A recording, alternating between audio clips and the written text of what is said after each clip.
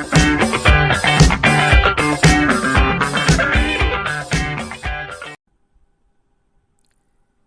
का जो हमारा टॉपिक है वो फाइलेटिक लिनेज और बायोलॉजिकल मेथड्स हैं। आपकी बुक से पहले रीड करने से पहले मैं आपको ओवरव्यू पहले दे देता हूँ ब्लैंक पेज पे, फिर हम आपको बुक में देख लेंगे आपकी बुक में क्या लिखा हुआ है। फाइलेटिक लिनेज एक्चुअली है क्या? हम इसमें एक सीक्वेंस बनाते हैं, अरेंज करते हैं जनरेशन्स को फ्रॉम असेंडेंट टू डिसेंडेंट। मिसाल के तौर पर अगर कोई स्पीशी है 1, इससे अगली स्पीशी आएगी 2, अगली आएगी 3, 2 से आगे आएगी 4, 5, इससे आगे आएगी 6, 7। तो हम एक ये टेबल की फॉर्म में अरेंज कर रहे हैं। जो ऊपर है वो एंसेस्टर्स हैं और नीचे जो हैं वो डिसेंडेंट्स हैं। तो अगर हम इसमें आपकी बुक में कुछ ऐसी बातें लिखी हुई हैं, अगर मिसाल के तौर पे इसमें से हम 2 का रिकॉर्ड हमारे पास मिस हो जाए तो हम जो है वो ट्रेस नहीं कर सकते ओरिजिन ऑफ लाइफ। मिसाल मतलब कि 4 का हम 4 कहाँ से ओरिजिनेट हुआ हम ट्रेस नहीं कर सकते। ऐसे ही 3 का रिकॉर्ड मिस हो जाए तो हम ट्रेस नहीं कर सकते 7 का। तो ऐसी कुछ बातें आपके टेक्स्ट में बुक में लिखी हुई हैं, हम देख लेते हैं अब। सबसे पहले इन्होंने बेसिक कुछ डेफिनेशंस बताई हुई हैं। जैसे बायोडाइवर्सिटी क्या है? बायोडाइवर्सिटी है number and variety of species in a place. एक जगह पर कितने स्पीशी रह रही हैं और उनके कितना नंबर है, इसको बायोडाइवर्सिटी कह रहे हैं। तो इन्होंने ये बातें इसलिए बताई हुई हैं क्योंकि हम जनरेशन्स को अरेंज कर रहे हैं, तो कितनी कितनी पॉपुलेशन है, ये सारी चीज़ें इन्होंने पहले बताई हुई हैं ओवरव्यू के लिए। उसके बाद उन्होंने बताया हुआ है कि 25 लाख स्पीशीज़ जो हैं वो अब तक हम डिस्कवर कर चुके हैं, जिसमें से 53.1% जो इंसेक्ट्स हैं, 17.6% वेस्कुलर प्लांट्स हैं, और अदर एनिमल्स जो है इंसेक्ट्स के अलावा 19.9% हैं, 19.9% है, और 9.4% जो है वो फंजाई, एल्गी, प्रोटोजोआ और दूसरे प्रोकैरियोट्स हैं। तो ये परसेंटेज आपके एमसीक्यू में आ सकती हैं, तो इनको याद होना ज़रूरी है। उसके बाद जो है वो यहाँ पर डेफिनेशन बताई हुई है कि फाइलेटिक लिनेज की डेफिनेशन क्या है। ये डेफिनेशन है फाइलेटिक लिनेज की। Phyletic lineage is an unbroken series of species arrange in ascendant ancestor to descendant sequence with later species having evolved from one that immediately preceded it। तो यही बात है कि हम जो ancestors ऊपर होते हैं और descendant नीचे होते हैं, तो एक सीरीज में हम अरेंज करते हैं। अब यहाँ पर ये बताया हुआ है कि लाइफ जो है आज अगर हम जिंदा हैं तो उसके रीज़न क्या है। उसके दो उन्होंने बताए हुए हैं, एक फाइलेटिक लिनेज है और दूसरा एवोल्यूशन है। फाइलेटिक लिनेज क्यों? क्योंकि हम एंसेस्टर्स से ही नीचे डिसेंडेंट आए, तो फाइलेटिक लिनेज इस वजह से। और एवोल्यूशन क्यों? एवोल्यूशन क्या होता है पहले तो हम ये देख लेते हैं कि हर वो ऑर्गेनिज्म, नया ऑर्गेनिज्म जो पिछले ऑर्गेनिज्म से आया हो तो उसको हम एवोल्यूशन कहते हैं। ये पूरा आपका चैप्टर है 2nd ईयर में, मगर आपको एवोल्यूशन होती क्या है वैसे अभी इतना पता होना चाहिए। तो 2 रीजन्स हैं लाइफ की, आज जो लाइफ है उसके 2 रीजन्स हैं। उसके बाद यहाँ पर ये बताया हुआ है हमारे पास कंप्लीट रिकॉर्ड नहीं है। जैसे मैंने आपको बताया कि हमारे पास कोई कुछ, जैसे यहाँ पर हम डिस्कस कर रहे थे कुछ स्पीशीज़ जो थी वो जिनका रिकॉर्ड मिसिंग था। जैसे मैं आपको बताया 2 का रिकॉर्ड अगर मिसिंग है या 3 का रिकॉर्ड मिसिंग है तो हम जो है वो ट्रेस नहीं कर सकते लाइफ को। तो यहाँ पर भी यही बताया हुआ है कि हमारे पास कंप्लीट रिकॉर्ड नहीं है, कंप्लीट रिकॉर्ड लाइफ का नहीं है। इस वजह से जो है वो हम कॉमन ऑरिजिन ऑफ लाइफ पे नहीं जा पा रहे। और कंप्लीट रिकॉर्ड क्यों नहीं है? क्योंकि सॉफ्ट बॉडीड ऑर्गेनिजम्स के हमें फॉसिल्स नहीं मिलते। फॉसिल्स क्या हैं? फॉसिल जो हैं वो अगर कोई ऑर्गेनिज्म मर गया तो उसके जो ज़मीन में रिमेन्स हैं वो फॉसिल्स हैं। तो सॉफ्ट बॉडीड ऑर्गेनिज्म के हमें इसलिए नहीं मिलते। जैसे इंसान, अगर इंसान को दफना दिया जाए और कुछ अरसे बाद उसकी सिर्फ हड्डियाँ रह जाती हैं, क्योंकि वो जो सारा सॉफ्ट पार्ट जो है वो डिजॉल्व हो जाता है, सिर्फ हड्डियाँ जो हैं वो क्योंकि सॉफ्ट पार्ट नहीं है वो रह जाता है। तो सॉफ्ट बॉडीड ऑर्गेनिजम्स हैं ही सॉफ्ट जो है उनकी बॉडी, तो वो जो है वो पूरे डिजॉल्व हो जाते हैं, उनके फॉसिल्स हमें मिल नहीं पाते। तो इस वजह से वो जो सीक्वेंस है वो ब्रेक हो जाता है। बस ये बातें इसमें। अगला है बायोलॉजिकल मेथड्स। बायोलॉजिकल मेथड्स में हम ये डिस्कस कर रहे होते हैं कि हम एक्चुअली चीज़ों को डिस्कवर कैसे कर रहे होते हैं, नई चीज़ों को डिस्कवर कैसे कर रहे होते हैं। एक उसका पूरा सीक्वेंस है।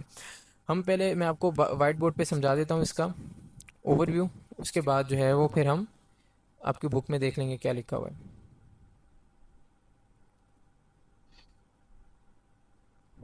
अच्छा, इसमें सबसे पहले हम ये डिस्कस करते हैं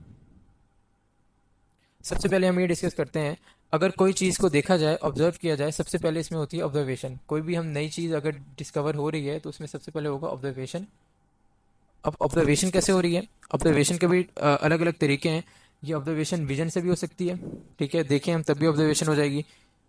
ये हेयरिंग से भी हो सकती है, सुनने से भी ऑब्जर्वेशन हो सकती है।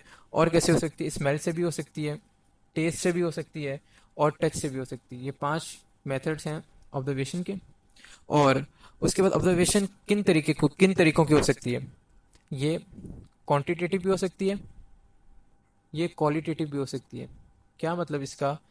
क्वांटिटेटिव, क्वांटिटेटिव क्वालिटेटिव का क्या मतलब होगा?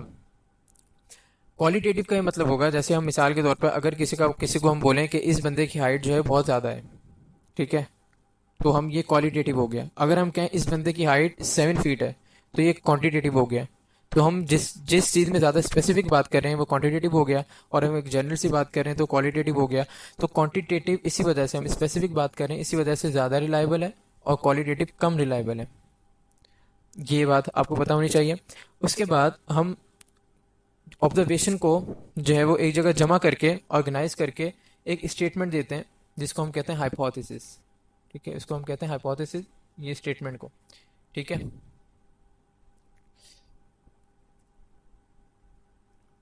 ये स्टेटमेंट हम देते हैं, इसको हम कहते हैं हाइपोथेसिस। अब हाइपोथेसिस जो है वो दो तरीके के हो सकते हैं। या तो ये डिडक्टिव होगा, हाइपोथेसिस जो है, या तो ये डिडक्टिव होगा, या दूसरा ये इंडक्टिव होगा। इंडक्टिव होगा मतलब क्या है डिडक्टिव और इंडक्टिव का? डिडक्टिव का मतलब ये है कि ये जनरल टू स्पेसिफिक होता है। मतलब हम एक जनरल बात करेंगे, उससे स्पेसिफिक बात कर लेंगे। ठीक है, इसकी एग्जांपल आपकी बुक में दी हुई है, वो हम आपकी बुक में जब जाएंगे देख लेते हैं। और इंडक्टिव जो है वो स्पेसिफिक टू जनरल है। हम एक पहले स्पेसिफिक बात करेंगे, उससे हम जनरलाइज बात कर लेंगे। ठीक है, ये दो तरह की हाइपोथेसिस हो सकती है। उसके बाद हाइपोथेसिस जो है वो किन तरीकों से हो सकती है वो हम आपकी बुक में देख लेते हैं। वैसे मैं आपको बता देता हूँ, ये इमेजिनेशन से भी हो सकती है। इमेजिनेशन से हो सकती है हाइपोथेसिस। हाइपोथेसिस और कैसे हो सकती है? रिलीजियस आइडियाज से हो सकती है हाइपोथेसिस। हाइपोथेसिस कंपैरिजन्स करें तब हो सकती है हाइपोथेसिस। उसके अलावा हाइपोथेसिस जो है वो हम किसी और चीज़ की डिस्कवरी कर रहे हो, हमें कुछ और मिल जाए, तो उससे भी हाइपोथेसिस हो सकती है। और हाइपोथेसिस जो है वो हमारे पास ये पांच ही चीज़ें हाइपोथेसिस में। ठीक है, ये हमारे पास हाइपोथेसिस का हो गया। उसके बाद हम क्या डिस्कस कर रहे होते हैं कि हम अब जो हाइपोथेसिस आया, हाइपोथेसिस एक स्टेटमेंट है सिर्फ। अब इसको जो है वो टेस्ट किया जाएगा बार बार, ताकि डिफरेंट साइंटिस्ट जो है वो इसको गलत प्रूफ करने की कोशिश करेंगे, ताकि जिस भी साइंटिस्ट ने हाइपोथेसिस दिया है वो गलत प्रूव हो जाए। टेस्ट बार बार करने के बाद जो है वो हमें कुछ फर्दर हाइपोथेसिस मिलेंगे। उस हाइपोथेसिस के रिजल्ट में कुछ और हाइपोथेसिस मिलेंगे हमें, जो है जैसे मिसाल के तौर पर अगर हम किसी क्लास में किसी बच्चे की बात करें कि वो बच्चा जो है वो बहुत जो है वो पढ़ने वाला है। ठीक है, और हम उस पर फिर हम क्या हाइपोथेसिस है किसी का, उस पर और फर्दर रिसर्च होना शुरू हो, तो ये भी पता चले कि ये बच्चा बहुत पंचुअल है। फिर और रिसर्च हो, ये पता चले कि ये बच्चा जो है बहुत हार्ड वर्किंग है। तो ये सारे क्या है, एक हाइपोथेसिस से आगे फर्दर हाइपोथेसिस हमें मिले, तो ये क्या हो गया हमारे पास, फर्दर हाइपोथेसिस मिल रहे हैं। अब जब हाइपोथेसिस जो है उस पर फर्दर टेस्टिंग हुई, जो है बहुत लंबे टाइम तक टेस्टिंग हुई, उसके बाद जो फाइनल कंक्लूजन होगा वो थ्योरी होगी। फाइनल कंक्लूजन इसके बाद क्या हो जाएगा, थ्योरी मिलेगी हमें फाइनल कंक्लूजन। ठीक है, उसके बाद गुड थ्योरी या प्रोडक्टिव थ्योरी की कुछ करेक्टर्स हैं आपकी बुक में, वो हम देख लेते हैं। और थ्योरी के बाद क्या है, थ्योरी के बाद बन जाता है लॉ। थ्योरी के बाद लॉ बन जाता है। ये थोड़ा सा जो है वो गंदा हो गया, मगर हम आपके बुक में अब देख लेते हैं टेक्स्ट में क्या लिखा हुआ है। पहले उन्होंने बताया कि साइंस जो है वो बहुत सिस्टमेटाइज नॉलेज है। ठीक है, एक बहुत सिस्टम में अरेंज है साइंस की नॉलेज। फिर उन्होंने आगे यही बताया हुआ है, इट ऑलवेज बिगिन से, नॉलेज जो है, नॉलेज जो गेन कर रहे हैं, ये हमेशा कहाँ से स्टार्ट होती है, ऑब्जर्वेशन से। वही ऑब्जर्वेशन बताया हुआ है कैसे हो सकती है, vision, hearing, smell, taste and touch. ठीक है, ऑब्जर्वेशन दो तरह की हो सकती है, क्वांटिटेटिव क्वालिटेटिव। जैसे मैंने आपको बताया, क्वांटिटेटिव वो क्वांटिटेटिव की एक्यूरेसी ज़्यादा है क्वालिटेटिव से। ठीक है, ये बात मेंशन है। उसके बाद ऑब्जर्वेशन को जब हम डाटा फॉर्म में अरेंज कर लेते हैं, जैसे कोई भी ऑब्जर्वेशन है, मिसाल के तौर पर number of student in class हम ले लेते हैं। ठीक है, अलग अलग सालों में number of student in class, 2018 में नंबर ऑफ स्टूडेंट थे 10, 2019 में हो गए 20, 2020 में हो गए 30। ठीक है, तो एक ही डाटा बनता जा रहा है। तो जब ये डाटा की फॉर्म में अरेंज करेंगे तो वो हाइपोथेसिस हो जाएगा। और हाइपोथेसिस क्या होता है, टेंटेटिव, मतलब ये पक्का नहीं होता, बहुत श्योर नहीं होता, मगर ये एक टेंटेटिव एक्सप्लेनेशन होती है कि हाँ ये हो सकता है। ठीक है, उसके बाद हाइपोथेसिस बनाने के दो तरीके हैं जो यहाँ मेंशन हुए हैं, एक डिडक्टिव रीजनिंग और एक इंडक्टिव रीजनिंग। अब डिडक्टिव रीजनिंग क्या होता है? डिडक्टिव रीजनिंग है फ्रॉम जनरल टू स्पेसिफिक, जब हम बात कर रहे होते हैं डिडक्टिव रीजनिंग है। अब यहाँ पर एग्जांपल जैसे मेंशन है, if we accept that all birds have wings. ठीक है, ये एक बात है, जनरल बात है, सारे बर्ड्स के विंग्स होते हैं। तो जब हम स्पैरो की बात करेंगे, क्योंकि स्पैरो भी बर्ड है, तो हमें पता चलेगा कि स्पैरो को भी विंग्स होंगे। एक जनरल बात की, सारे बर्ड्स के विंग्स हैं तो स्पैरो को भी विंग्स होंगे, तो जनरल से स्पेसिफिक आए। अगर हम इंडक्टिव की बात करें तो इंडक्टिव जो है वो स्पेसिफिक टू जनरल है। तो इसी को हम जो है वो उल्टा कर लें कि इफ स्पैरो स्पैरो स्पैरोज है विंग्स, स्पैरोज के विंग्स हैं और स्पैरोज बर्ड्स हैं, तो सारे बर्ड्स के विंग्स होंगे। ईगल, पैरट और सारे एग्जाम्पल दी हुई हैं। तो ये हमने कैसे बात की, फ्रॉम स्पेसिफिक टू जनरल बात की हमने, ठीक है। अब आगे ये बताया हुआ है, अब हाइपोथेसिस बनता कैसे है? ये तो दो तरीके थे हाइपोथेसिस बनाने के, और कुछ फर्दर और तरीके कैसे हो सकते हैं? वो है, हम इमेजिनेशन से बना सकते हैं, एस्थेटिक प्रेफरेंस से बना सकते हैं, रिलीजियस आइडिया से बन सकते हैं, कंपैरिजन से बन सकते हैं, और एक चीज़ को डिस्कवर कर रहे हो उससे कोई और चीज़ डिस्कवर हो जाए, उससे जो है वो हाइपोथेसिस बन सकते हैं।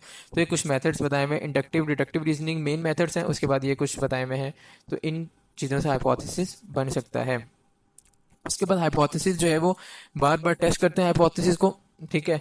उसके बाद हाइपोथेसिस को बार बार टेस्ट करने के बाद जो हम एक जो क्या कहते हैं, उसके बाद फाइनल जब हम एक देते हैं आइडिया, तो वो थ्योरी बन जाता है, ठीक है।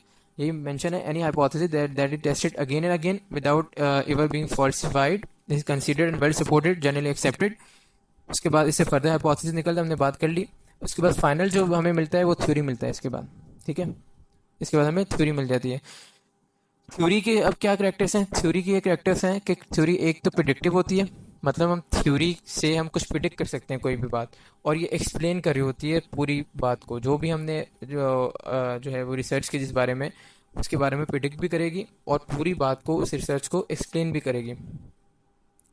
उसके बाद आगे ये मेंशन है, उसके बाद फर्दर जो है वो हमारे पास साइंटिस्ट जो हैं फर्दर इसके ऊपर अपना टाइम लगाते हैं, फर्दर एफर्ट करते हैं। अगर दोबारा एफर्ट्स के बाद अगर फिर भी रॉन्ग प्रूव ना हो सके, तो उसके बाद लॉ बन जाता है। जो भी बात हमने की, जो भी हमने रिसर्च की, फिर वो फाइनली लॉ बन जाता है।